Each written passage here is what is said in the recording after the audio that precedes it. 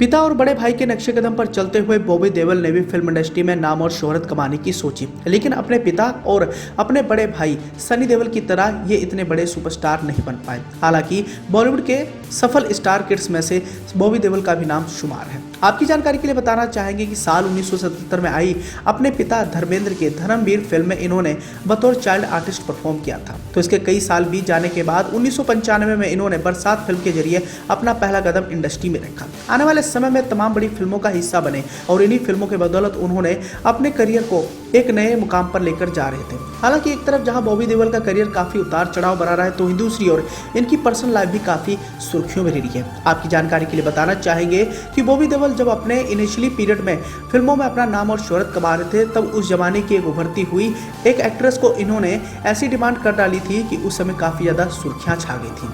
आपकी जानकारी के लिए बताना चाहेंगे ये कोई और अभिनेत्री नहीं बल्कि ममता कुलकर्णी थी।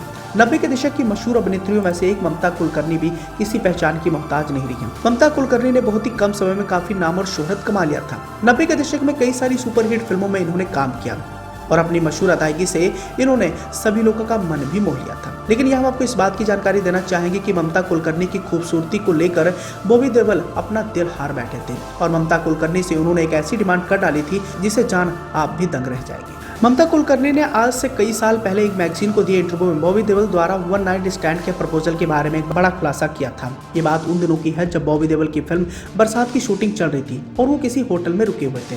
इत्तेफाक से वो उसी होटल में ममता भी अपनी किसी फिल्म के सिलसिले से वहां रुकी हुई थी। ममता की उस फिल्म में मिथुन चक्रवर्ती भी थे। उस दौरान मिथुन ने ममता की मुलाकात बॉबी देओल से करवाई थी। ममता को देखते ही बॉबी देओल उन पर फिदा हो गए थे। उन्होंने फिर ममता से दोस्ती बढ़ाई।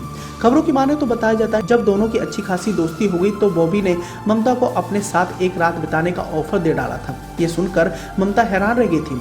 मीडिया में आई खबरों के मुताबिक ये भी बताया जाता है कि उस दौरान बॉबी देओल का अफेयर पूजा भट्ट से चल रहा था और ममता ये बात अच्छे से जानती थी। बॉबी देओल के वन नाइट स्टैंड की बात सुनकर ममता ने कहा कि अगर उनके साथ एक रात बिताना चाहते हैं तो उन्हें सबसे पहले अपनी गर्लफ्रेंड से इस बात की परमिशन लेनी पड़ेगी। ये सुनते ही बॉबी देओल घबरा गए और उन्होंने इस बात को एक मजाक का रूप दे दिया। लेकिन जब इस खुलासे के बाद बॉबी देओल का नाम ममता कुलकर्णी से इस कदर जुड़ा तब काफी ज्यादा सुर्खियां भी छाई थी। बॉबी देओल बॉलीवुड के नामी गिरामी परिवार से आते थे। उनके पिता धर्मेंद्र बॉलीवुड के जाने माने कलाकार थे। साथ ही उनके बड़े भाई सनी देओल भी किसी पहचान की मोहताज नहीं थे। लेकिन ममता कुलकर्णी की खूबसूरती को देखकर बॉबी देओल जरा सा पिघल गए थे। ऐसे में उन्होंने वन नाइट स्टैंड वाली बात को लेकर ममता कुलकर्णी से ऐसी डिमांड कर डाली थी कि ममता भी शॉक्ड रह गई थी। वहीं अगर ममता कुलकर्णी की बात करें तो 1992 में आई फिल्म तिरंगा से इन्होंने अपना पहला कदम इंडस्ट्री में रखा था और आने वाले समय में कई सारी बड़ी फिल्मों का हिस्सा बनी। हालांकि ममता कुलकर्णी को भी लेकर कई सारे मशहूर विवाद रहे, जिन विवादों के चलते उनकी लाइफ भी काफी ज्यादा कंट्रोवर्शियल रही है। ममता कुलकर्णी एक ऐसी अभिनेत्री रही है जिन्होंने बहुत ही कम समय में एक ऐसा स्टारडम हासिल कर लिया था जिसकी हर कोई आस रखता है, लेकिन वह इसे संभाल बिल्कुल भी नहीं पाई। 1992 में रिलीज हुई फिल्म तिरंगा से अपने करियर की शुरुआत करनी और आने वाले समय में काफी ज्यादा चर्चाओं में भी आ गई थी। आपकी जानकारी के लिए बताना चाहेंगे कि 1992 में डेब्यू करने के बाद अगले ही साल 1993 में स्टार डस्ट मैगजीन के लिए इन्होंने टॉपलेस फोटो शूट करके तहलका मचा दिया था। साथ ही इन्होंने इस्लाम धर्म अपनाने तक को भी लेकर कई सारी सुर्खियों को जन्म दिया है। मीडिया रिपोर्ट्स की माने तो बताया जाता है कि बॉलीवुड फिल्म इंडस्ट्री में टॉपलेस फोटोशूट का चलन ममता ने ही शुरू किया था। कहा तो ये भी जाता है कि उस जमाने में ये मैगजीन ब्लैक में बिकी थी और ममता कुलकर्णी की बहुत ज्यादा थू भी हुई थी।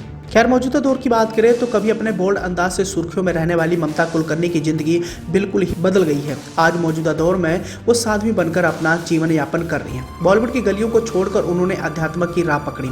2013 में उन्होंने अपनी किताब Autobiography of an Yogini release की थी।